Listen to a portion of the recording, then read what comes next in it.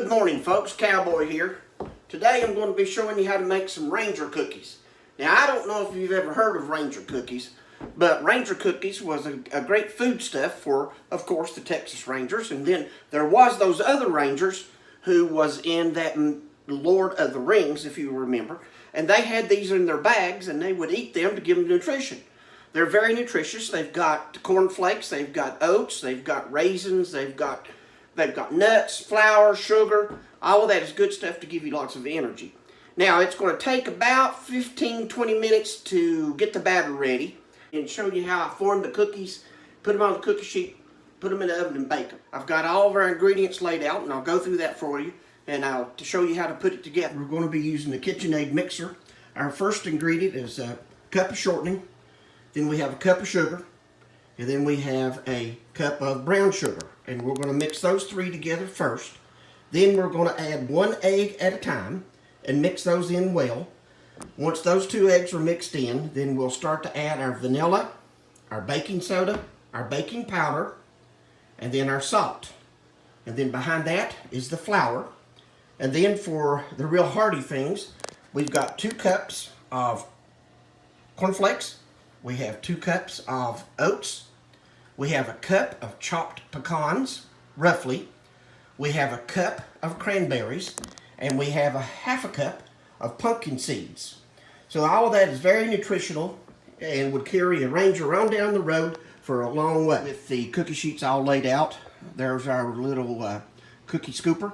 We will scoop 1 scoop at a time out for the dough. We'll sort of round it up, put it on there, put it in the oven, bake it at 350 for 8 to 10 minutes. We're going to start adding these ingredients like I told you a few minutes ago. There goes our cup of shortening. And then we have a cup of sugar. Then we have a cup of brown sugar. So what we're going to do is we're going to turn it down, lock your mixer down. We're going to turn it on low, and we're going to let those mix for just a few minutes. We want to get them very well incorporated.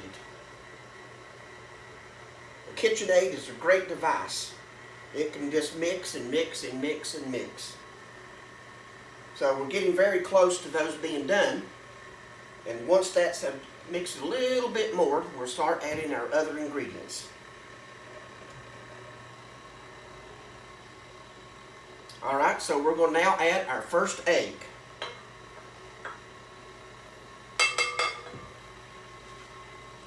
Going to speed the mixer up just a little bit to get a little more action.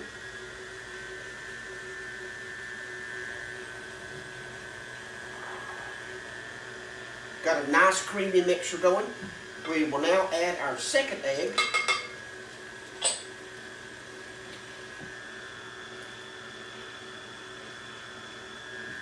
Next is going to be our vanilla, which was a teaspoon. Then we had our baking powder, our baking soda,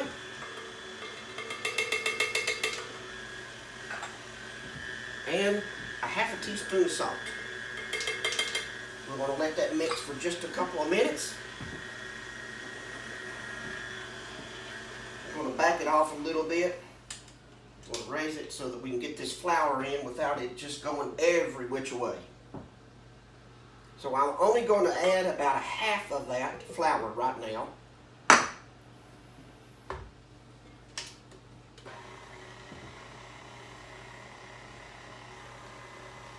Going to give it another good mixing.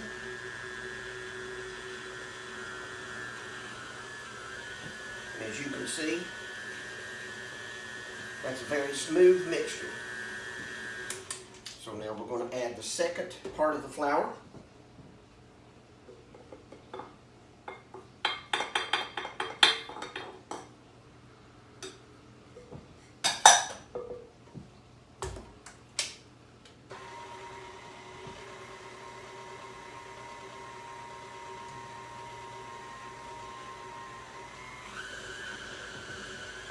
We increase the speed just a little bit to get some more action going on.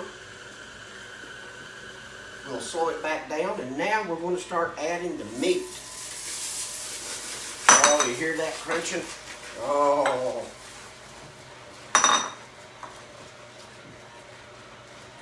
Then we're going to add the pecans.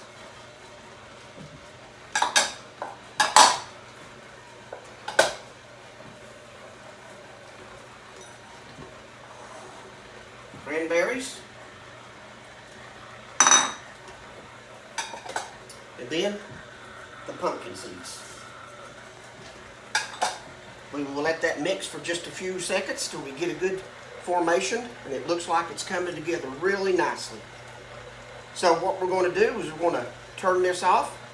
We're going to release the container, and we'll start putting them on the pan. And there's my scooper.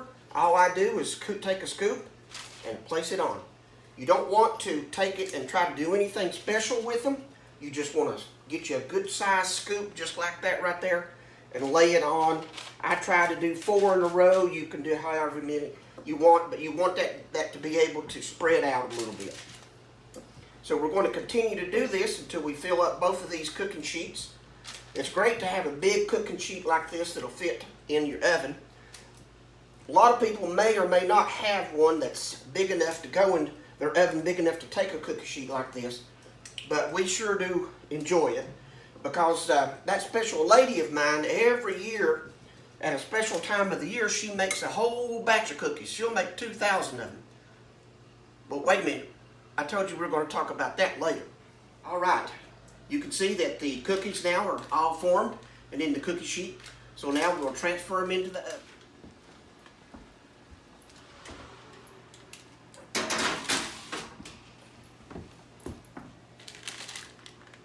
Now, I am always about time, temperature, so I'm going to set a timer so I'll know in case something were to happen.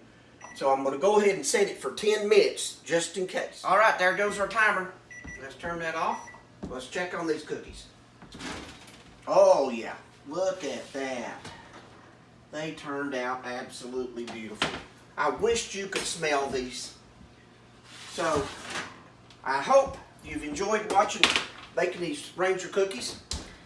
Give it a try, and I tell you what, we'll see you on down the road.